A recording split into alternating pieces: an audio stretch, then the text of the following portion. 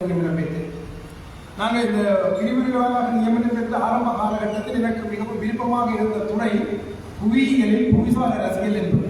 அதற்கு பேராசிரியர் பாலசுந்தரமூர்த்தி அவர்களுக்கு தெரியும். அவருடைய மேற்பார்வையின் கீழ் புவிசார் அரசியலில் ஒரு முதுகுத்துவமானியை பதிவை மேற்கொள்வதற்கான பதிவை மேற்கொண்டிருந்தேன். ஆனால் துறையினுடைய தேவை காலநிலை சார்ந்து அமைந்ததனால் நான் பின்னர் என்னுடைய ஆய்வு ஈடுபாட்டிலே காலநிலைகள் சார்ந்து மேற்கொண்டிருந்தேன். உண்மை பொதுவாகவே பாரம்பரியமாக காலநிலை சார்ந்த ஆய்வு என்பது அவதானிக்கப்பட்ட தரவுகளின் அடிப்படையில் சில வகையான ஆய்வுகளை செய்து அவற்றை வெளியிடுவது என்பது. ஆனால் அது மக்களுக்கு ஒரு அளவுக்கு தான் பயனுள்ளதாக இருக்கு. ஆனால் மக்களுக்கு தேவைப்படுகின்ற துறையாக இருந்தது அவர்கள் எதிர்கொள்கின்ற இந்த காலநிலை சார்ந்த சவால்களை அவர்களுக்கு தெரிவிக்க வேண்டும் என்பது. அதற்காக நான் என்னுடைய முதுதத்துவமானி கலாநிதி பட்டங்கள் எல்லாவற்றையுமே இந்த காலநிலை சார்ந்து, குறிப்பாக இந்த காலநிலை மாற்றம் சார்ந்து ஆய்வினை மேற்கொண்டிருந்தேன். உண்மையில் நான் இந்த இடத்தில் இந்த காலநிலையை சார்ந்த என்னுடைய கலாநிதி பட்டத்தினுடைய மேற்பார்வையாளராக இருந்த 2 மேற்பார்வையாளர்களால் நினைவு கூற வேண்டும். ஒருவர் பேராசிரியர் சாம் நாயிம் என்பவர். அவர் உண்மையில் அவருடைய முதலாவது சந்திப்பின் பொழுது, அவர் ஒரு மலேசியாவை சேர்ந்த சீன இனத்தவர். அவருடைய முதலாவது சந்திப்பின் பொழுது என்னை அவருடைய செயற்பாடுகளால் மிகப்பெரிய அளவுக்கு என்னை ஈர்த்திருந்தார். அன்றிலிருந்து இன்று வரைக்கும் என்னுடைய எல்லா விடயங்களிலும் அவர் அவதானித்துக் கொண்டிருப்பார், கருத்துக்களை கூறுவார், எல்லாம் செய்வார். அவர் ஒரு குறிப்பிட்ட காலத்துக்கு பின்னர் இழைப்பாட வேண்டியிருந்தது மலேசியாவுடைய விஞ்ஞான பல்கலைக்கழகத்திலிருந்து. அதற்கு பிறகு என்னுடைய மேற்பார்வையாளராக இருந்தவர் பேராசிரியர் டாங்கோ லியோங் என்பவர். அவர் ஒரு சீன இனத்தவர், மலேசிய நாட்டவர். அவரும் ஒரு மிகப்பெரிய அளவில் எனக்கு இந்த வானிலை எதிர்ப்பு கூறல்களுக்கு மிகப்பெரிய அளவு பங்காற்றியிருந்தது. ஏனென்றால் நான் ஒரு கலைத்துறை சார்ந்தவர், புவியியல் துறை சார்ந்தவர். ஆனால் இந்த காலநிலையில் என்பது ஒரு குறிப்பிட்ட அளவு பௌதீகவியலை, ஒரு குறிப்பிட்ட அளவு கணிதத்தை, குறிப்பிட்ட அளவு ரசாயனவியலை, குறிப்பிட்ட அளவுக்கு சமூகவியலை உள்ளடக்கிறது. இவை எல்லாவற்றையும் கற்று உண்மையிலான ஒரு கலைத்துறை சார்ந்தது என்பதால் இவற்றை கற்பதில் ஆரம்பத்தில் மிகுந்த சிரமத்தை எதிர்கொண்டிருந்தேன். என்றால் நான் இப்பொழுது இந்த வானிலை முன்னறிவிப்பு பயன்படுத்துகின்ற எல்லா மாதிரிகளுமே எண்ணியல் சார்ந்த மாதிரிகள், நியூமரிக்கல் மாடல்ஸ். இந்த எண்ணியல் சார்ந்த மாதிரிகளுக்கு ஒரு கணிதம் தேவையாக இருக்கும், சில பௌதீக அடிப்படைகள் தேவையாக இருக்கும், பௌதீகவியலின் அடிப்படைகள் தேவையாக இருக்கும். அவற்றையெல்லாம் என்னுடைய பல்கலைக்கழகத்தில் விசேடமாக கற்பித்து அல்லது விசேடமாக எனக்கு வகுப்புகளை ஏற்பாடு செய்து கொண்டிருந்த அவர்கள் இந்த சந்தர்ப்பத்தில் நிறைவு கூறத்தக்கவர்கள். என்னை பொறுத்தவரையில் எங்களுடைய பிராந்தியம் காலநிலைக்கு பொறுத்தவரை உணர்திறன் மிக்க பிரதேசம். ஏனென்றால் எங்களுக்கு தான் நான் இருக்கின்ற இலங்கையில் இருக்கின்ற எந்த பகுதி மக்களுக்கு இல்லாத அளவிற்கு வடக்கு பிராந்திய மக்களுக்கு தான் மிகப்பெரிய அளவிலான செல்வாக்கு காலநிலை சார்ந்து இருக்கின்றது. எங்களுடைய கிழக்கு பக்கமாக வங்காள விரிகுடா இருக்கின்றது, மேற்கு பக்கமாக அரபிக்கடல் இருக்கின்றது, வடக்கு பக்கமாக ஒரு சிறிய நீரிணையும் அல்லது ஒருங்கிய நீரிணையும் ஒரு மிகப்பெரிய கண்டத்தெளிவும் இருக்கின்றது. இந்த 3 எங்கள் எப்பொழுதுமே இந்த காலநிலை சார்ந்து மிகப்பெரிய அளவிலே செல்வாக்கு செலுத்தி இருக்கின்றது. ஆகவே இந்த காலநிலை சார்ந்த விடயங்களை பொறுத்தவரையில் எங்களுக்கு ஒரு தனித்துவமான தன்மைகள் இருக்கின்றது. எங்களை பொறுத்தவரைக்கும் எங்களுடைய பிராந்தியத்துக்கு வானிலை எதிர்வுகளை மேற்கொள்வது மிகவும் சிரமமானது. ஏனென்றால் நான் வங்காள விரிகுடாவிலிருந்து வருகின்ற முகில்களை அளவீடு செய்து அவற்றினுடைய ஈரப்பதனுடைய உள்ளடக்கத்தை கருத்தில் கொண்டு அவை நகர்கின்ற திசையின் அடிப்படையில் ஒரு முன்னறிவிப்பை செய்தார். அரபிக்கடலிலிருந்து வருகின்ற இன்னொரு முகில் அதை இல்லாமல் செய்தது. அதாவது வங்காள விரிகுடாவிலிருந்து ஒரு ஈரப்பதம் நிறைந்த முகில் வருகின்ற பொழுது அரபிக்கடலிலிருந்து வருகின்ற ஒரு வறண்ட முகில் நான் கூறிய எதிர்ப்பு பொருளை இல்லாமல் செய்தது. ஆகவே அந்த 2ஐயும் கருத்தில் கொண்டு செய்ய வேண்டியது. இதற்கு மேலதிகமாக இந்திய துணைக்கண்டத்தின் ஊடாக வருகின்ற மிகப்பெரிய அளவிலான வறண்ட கால மிக அண்மித்த காலங்களில் நாங்கள் ஒரு மிகப்பெரிய ஒரு குளிரை எதிர்கொண்டிருக்கிறோம். அந்த குளிருக்கான மிக பெரிதான காரணம் இந்திய துணைக்கண்டத்தில் வருகின்ற வறண்ட காற்றினுடைய செல்வாக்கு. திருப்பியும் எங்களுக்கு இன்று மாலையோடு பெருமளவுக்கு மழை வடக்கிலிருந்து விலகிவிடும். ஆனால் கிழக்கு மாகாணத்தை பொறுத்த வரைக்கும் 8ஆம் தேதி வரைக்கும் இருக்கு. மீளவும் திருப்பி எங்களுக்கு 12ஆம் தேதி வரைக்கும் மழை இருக்கு. ஆகவே இந்த நிலைமைகளை அவ்வளவு இலவாக எதிர்கொள்ள முடியாத சூழ்நிலை இருக்குது. ஆனால் கலைத்தொழில் ரீதியாக எங்களுக்கு ஒரு மிகப்பெரிய வளமான போது உண்மை நான் பல இடங்களில் குறிப்பிடுகின்றபடியும் அன்றைக்கு பேராசிரியர் அவர்கள் அதை ஏற்றுக்கொள்வார்கள். புவியியல் சார்ந்து மிக வளமான பகுதியில் வாழ்பவர்கள் வடக்கு மாகாணத்தைச் சேர்ந்தவர்கள். ஏனென்றால் தரை தோற்றம் சார்ந்து எங்களுக்கு எந்த விதமான பாதிப்பும் கிடையாது. ஆகக்கூடிய உயிரமே எங்களுக்கு மண்ணிட்டி வழிதான் இருக்கின்றது. வடக்கு மாகாணத்தை பொறுத்தவரை யாழ்ப்பாணத்தில் கீரிமலை இருக்கின்றது. மற்ற எல்லா இடங்களிலுமே ஒப்பீட்டு அளவில் தட்டியான பகுதி என்பதனால் ஓரளவுக்கு அந்த பாதிப்புகள் குறையும். ஆனால் எங்களுக்கு மிகப்பெரிய அளவிலான இந்த வானிலை சார்ந்த அழைப்புகளுடைய பாதிப்பு இருக்கின்றது. நான் உண்மையில் இந்த இடத்துக்கு முதலாவதாக கூற என்றால் எங்களுக்கு ஒரு மிகப்பெரிய மழை கிடைத்திருக்கின்றது. எனக்கு முன்னர் உரையாற்றிய பேராசிரியரோடு குறிப்பிட்டிருந்தாலும் கிட்டத்தட்ட 6 மாதம் நாங்கள் ஈரமாக வைத்திருக்கிறோம் என்று. ஆனால் எங்களுக்கு ஒரு மிகப்பெரிய வறட்சி காத்திருக்கின்றது. 2026ஆம் ஆண்டு எங்களை சூழ இருக்கின்ற இந்து சமுத்திரத்தினுடைய வெப்ப சுட்டம் என்பது 1.6 உயர்ந்திருக்கின்றது. அதன் அர்த்தம் என்னவென்றால் அடுத்து வருகின்ற 6-7 மாதங்களுக்கு ஒரு மிகப்பெரிய அளவிலான வறட்சியை நாம் எதிர்கொள்ள வேண்டிய தேவை இருக்கு. நான் இருக்கின்றேன் 3ஆம் மாதத்தினுடைய நடுப்பகுதியில் இருந்து ஒரு மிகப்பெரிய அளவிலான வெப்பநிலை அதிகரிப்பை நாங்கள் கொண்டிருக்கின்றோம். எங்களை பொறுத்தவரைக்கும் உங்களுக்கு தெரியும், இதுவரைக்கும் இருந்த சூழ்நிலை என்பது லானினோவுடைய செயல்பாடு. அந்த லானினோவுடைய செல்வாக்கு கிட்டத்தட்ட நடுத்தர அல்லது சமமான நிலைமை இருந்ததனால்தான் அதிக ஓரளவுக்கு மழைகளும் கிடைக்கிறது. ஆனால் எல்லினோவினுடைய வருகை அதிகரித்திருக்கின்றது. நான் நினைக்கிறேன் கடந்த வாரத்திலிருந்து எங்களுக்கு கூட இருக்கின்ற கடல் பிரதேசம் சூடாகிக் கொண்டிருக்கின்றது. இன்னமும் இந்த சூடாக வன்மை அதிகரித்துக் கொண்டே இருக்கும். கிட்டத்தட்ட 4 அல்லது 5ஆம் மாதத்தினுடைய இறுதி பகுதியில் இந்த எல்லினோவினுடைய செயற்பாடு அந்த சுட்டம் 1.6க்கு அதிகரிப்பதற்கான வாய்ப்புகள் காணப்படுகிறது. 1.6 என்பது ஒரு மிகப்பெரிய அளவிலான வறட்சிக்கான அடையாளம். ஆகவே நாங்கள் இதுவரைக்கும் எவ்வாறு மழையை பெற்றுக் கொண்டோமோ அதுபோன்று எதிர்வரும் காலத்தில் நாங்கள் மழையற்ற வானிலை அனுபவிக்க இருக்கின்றோம். இந்த மழையற்ற வானிலை என்பது தனித்து வெயிலோடு மட்டும் தொடர்புபட்டது கிடையாது. எங்களுக்கு இருக்கின்ற ஈரப்பதன் மிகப்பெரிய மாற்றத்தை கொண்டு வரும். எங்களுக்குள் மிகப்பெரிய ஆவியாக்கத்தை உருவாக்கும். இப்ப எல்லாம் எங்களுடைய குளங்கள் அதிகளவு நிறைந்து போயிருக்கும். ஆனால் இந்த குளங்களுடைய நீர் அடுத்த 3 மாதங்களில் மிகப்பெரிய அளவு சடுதியாக குறைவடையும். ஏனென்றால் ஆவியாக்கத்தினுடைய அளவு அதிகரிக்கின்ற சூழ்நிலை கொண்டிருக்கின்றது. ஆகவே இந்த சூழ்நிலை என்பது எங்களுக்கு எப்பொழுதுமே இது ஆபத்தான சூழ்நிலை. கிட்டத்தட்ட நான் நினைக்கிறேன் எங்களுடைய எல்லா வானிலை சார்ந்த வளிமண்டலம் சார்ந்த சூழ்நிலைகளிலும் நாம் ஒரு மிகப்பெரிய நெருக்கடியை கொண்டிருக்கின்றோம். எங்களுடைய அண்மை காலங்களில் தெற்கில் கூட பேசப்பட்ட மிக முக்கியமான விடயம் கொழும்பிற்கு அடுத்ததாக, கொழும்புக்கு அடுத்ததாக 2வது சரத்தொகைக்கூடிய மாவட்டமாக குருநாகல் இருந்தாலும் கூட கொழும்பிற்கு அடுத்ததாக இந்த வழித்தர குறிகாட்டியில் மிக மோசமான நிலைமை நாம் கொண்டிருக்கின்றோம். இந்த வழித்தர குறிகாட்டி என்பது கிட்டத்தட்ட ஒவ்வொரு அளவுகோலிலும் 150 என்பது அல்லது 100 என்பது ஒரு உணர்தல் மிக்கதாக இருக்கு. எனக்கு ஒரு மிகப்பெரிய கவலை இருக்கின்றது. ஒரு 50 வருஷங்களுக்கு முன்னும் உங்கள் சமூகத்தில் பலருக்கு இந்த மூச்சு திணறலோடு தொடர்புடைய விடயங்கள் இருந்தது. வீசிங் சொல்லி சொல்லுவார்கள், அல்லது முட்டெழுப்பு சொல்லி சாதாரண பாசை சொல்றாங்க, முட்டெழுப்பு சொல்லி சொல்லுவார்கள்.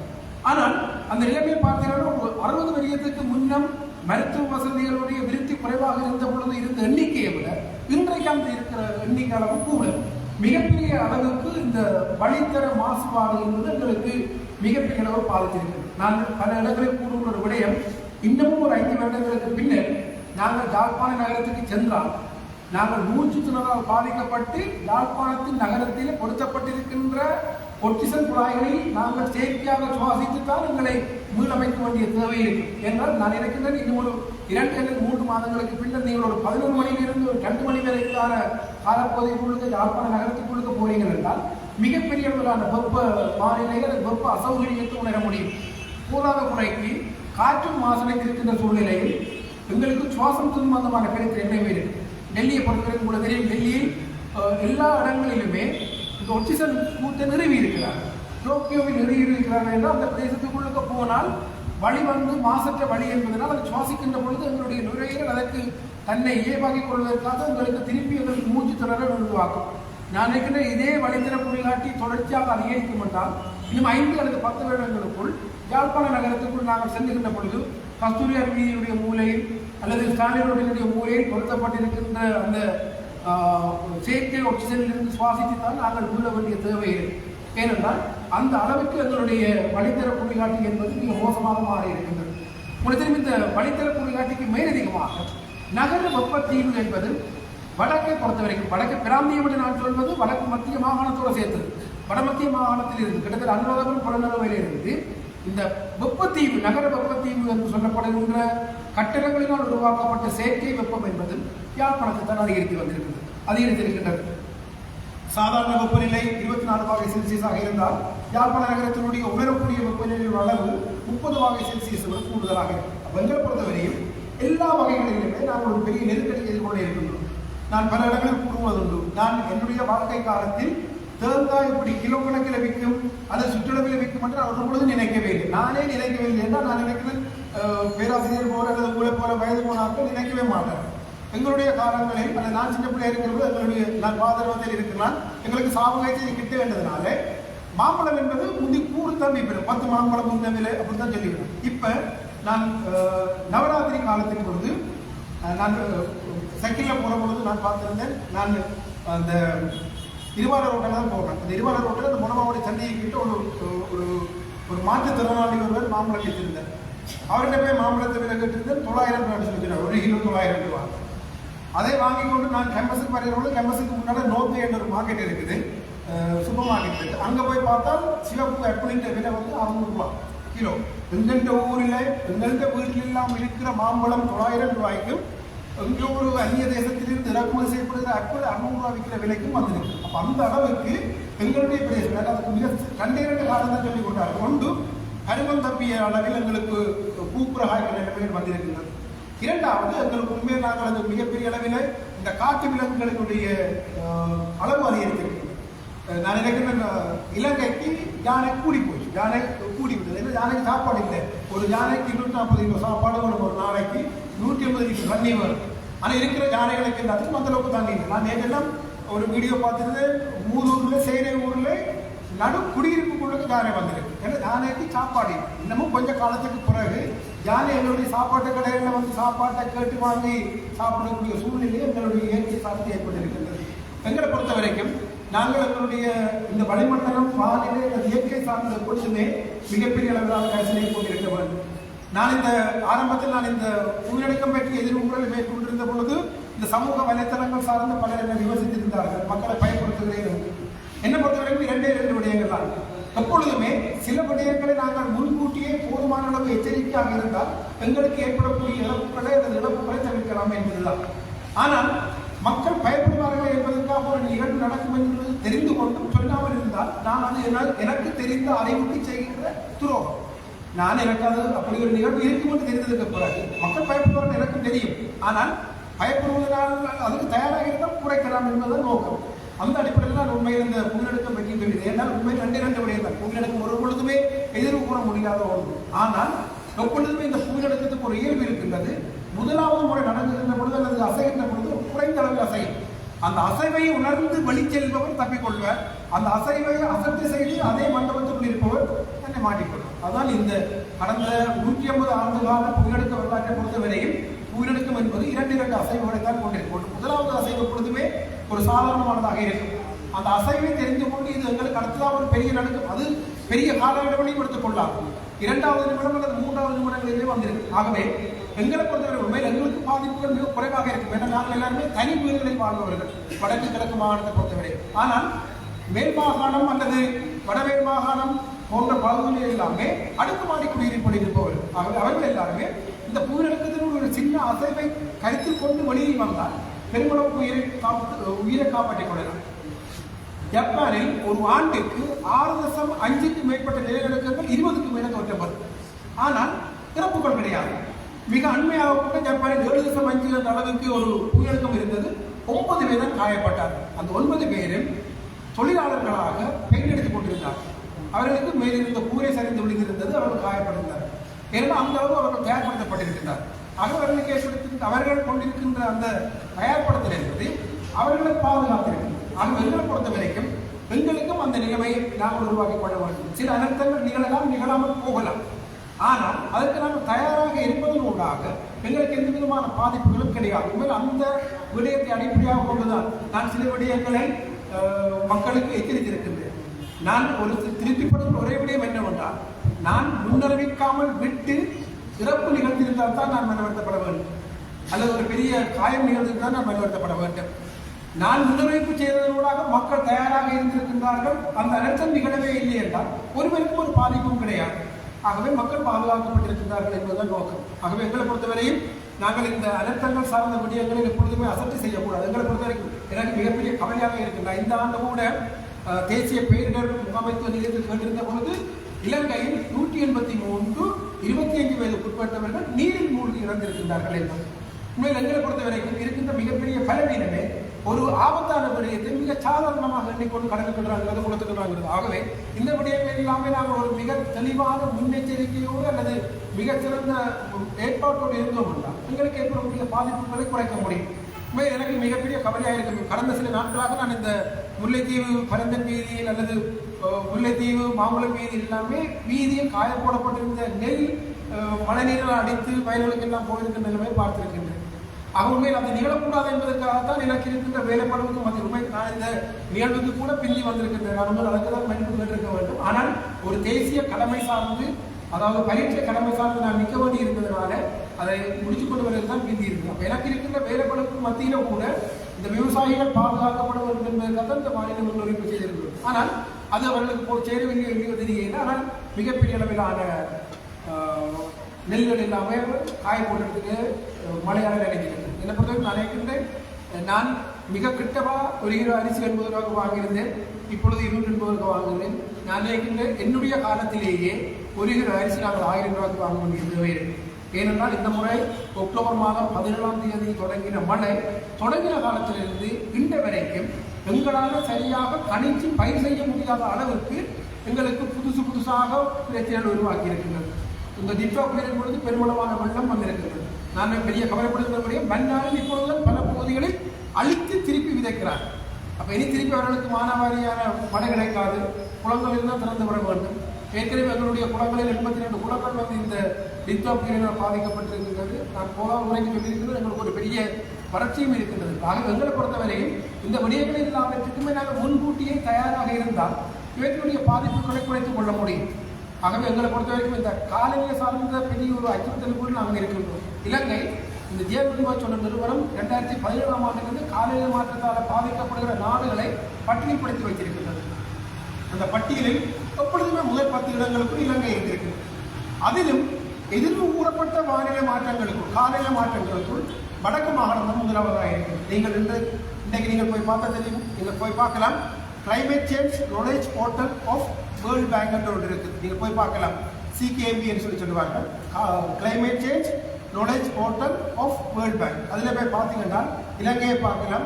இலங்கையில் எதிர்ப்பு கூறப்பட்ட காலநிலை மாற்றத்தை நீங்கள் பார்த்தீங்கன்னா மேல் மாகாணத்தை விடவும் நாங்கள்லாம் முன்னுக்கு நிற்கிறோம். உண்மையில் அதுக்கு எங்களுக்கு உள்ளூர் காரணி ஒரு காரணி கிடையாது. உள்ளூர் காரணியோடு சேர்ந்து எல்லை தாண்டிய காரணி எங்களுக்கு ஒரு மிகப்பெரிய செல்வாக்கிட்ட செய்கிறது. எப்படி இலங்கைக்கு கிட்டமாக இந்தியா இருந்து எங்களுக்கு சில நன்மைகள் இருக்குதோ அதை விடவும் கூடுதலான தீமைகள் இயற்கை சார்ந்து எங்களுக்கு இருக்கின்றது. எப்பொழுதுமே அங்கே போகி பண்டிகை கொண்டாடினாலோ அல்லது தீபாவளி கொண்டாடினாலோ அதுக்கு அடுத்த ஒரு கிழமைக்கு பிறகு வடக்கு மாகாணத்தினுடைய வழித்திற குறிகாட்டி மிக மோசமாக பாதிக்கப்படும்.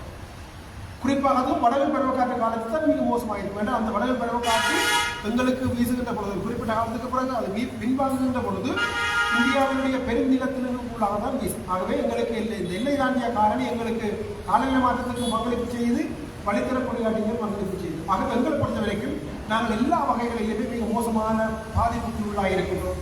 எங்களுடைய நிலம் பெருமளவுக்கு மாசாகி இருக்கின்றது, நீர் பெருமளவுக்கு மாசாகி இருக்கின்றது, எங்களுடைய வழியும் மாசாகி இருக்கின்றது. ஆகவே இந்த 3 எங்களுக்கு மிக அடிப்படையானவை. நாங்கள் இவற்றை பாதுகாக்கவில்லை என்றால் எங்களுடைய தலைமுறை ஓரளவுக்கு சமாளித்துவிடும். ஆனால் அதற்கு பிறகு வருகின்ற தலைமுறையினுடைய நிலைமை தான் மிகவும் கவலையாக இருக்கும். ஏனென்றால் எப்பொழுதுமே அவர்கள் விரும்புகின்ற அந்த நிலைமை என்பதை அந்த இயற்கையான அல்லது சௌகரியமான வாழ்ந்த சூழல் என்பது இல்லாமல் போய்விடும். ஏனென்றால் எப்பொழுதுமே நாங்கள் எங்களுடைய எதிர்காலம் பற்றி கருத்தில் கொள்வது கிடையாது. அதிலும் உங்களுடைய எதிர்கால தலைமுறை வாழ்வதற்கான வழிமுறைகளை ஏற்படுத்துவது கிடையாது. நான் சின்ன பிள்ளையாக இருக்கிற பொழுதுதான் இயக்கம் 2000ஆம் ஆண்டில் 2 கோடி பனைகள் என்ற திட்டம் கொண்டு வந்திருந்தது. நான் இருக்கிறேன் இப்பொழுது அந்த மாதிரியான திட்டங்களும் இல்லை. பெரிய அளவிலான பரவளைப்பு திட்டங்கள் சில அமைப்புகள் செய்கின்றன, நான் இல்லைன்னு சொல்லியிருக்கேன். ஆனால் அவற்றினுடைய நிலைத்திருப்பு என்பதில் ஒரு மிகப்பெரிய அளவில் கேள்வி இருக்கின்றது. ஆகவே எங்களை பொறுத்தவரை எங்களுக்கு எங்களுடைய யாழ்ப்பாணம் சார்ந்து இயற்கையை விட சனத்தொகை அளவு கூடவாயிருக்கும். ஆனால் நாங்கள் சார்ந்து சில எங்களுடைய சமூகம் சார்ந்து சில காடாக்கங்களை செய்திருக்கின்றோம். நாங்கள் ஆகவே எங்களுடைய சமூகத்தை வலுவூட்டி அவர்களோடான இந்த காடாக்க முயற்சிகள் செய்திருந்தால் தான் எதிர்காலத்தில் சௌகரியமான வானிலை எங்களுக்கு உருவாகும். இந்த இன்னமும் ஒரு குறிப்பிட்ட காலத்துக்கு பிறகு ஒரு தெரியும் எப்படி கனடாவில் இருக்கின்ற மக்கள் ஒரு பெரிய பனியால் பாதிக்கப்படுகிறார்கள். அவர்களை பொறுத்த வரைக்கும் ஒரு சீசனுக்கு வெயில் இருக்கும், இன்னொரு சீசனுக்கு கடுங்குளை இருக்கும். எங்களுக்கும் கிட்டத்தட்ட அந்த நிலைமை இருக்குது. வெயில் காலத்தில் நல்ல வெயிலும், குளிர் காலத்தில் நல்ல குளிர் இருக்கின்ற நிலைமை இருக்குது. ஆகவே எங்களை பொறுத்த வரைக்கும் நாங்கள் இந்த இயற்கை சார்ந்த எங்களை தயார்படுத்திக் கொள்ள வேண்டும். இல்லாவிட்டால் இந்த மாதிரியான விளைவுகள் எங்களை தவிர்க்க முடியாததாகும். என்னை பொறுத்தவரை இந்த விளைவுகள் எப்பொழுதுமே போதுமான தயார்படுத்தலோடும் எதிர்கூறலோடும் எப்பொழுதுமே மிக வெற்றிகரமாக எதிர்கொள்ளக்கூடியவை. அந்த எதிர்கொள்ளக்கூடிய ஆற்றலை நாங்கள் வளர்த்துக் கொள்ள வேண்டும். அந்த எதிர்கொள்ளக்கூடிய ஆற்றலை வளர்த்துக் கொள்வதற்காக எங்களுக்கு ஏற்படக்கூடிய இந்த இயற்கை சார்ந்த மிக முக்கியமாக இந்த புவியியல் சார்ந்த பாதிப்புகளை நாங்கள் குறைத்துக் கொள்ள முடியும் என கூறிக்கொண்டு மீண்டும் எனக்கு இந்த கௌரவத்தை தந்து வச்சு என்னுடைய மனமார்ந்த நன்றியை தெரிவித்துக் கொண்டு விடைபெறுகிறேன். நன்றி வணக்கம்.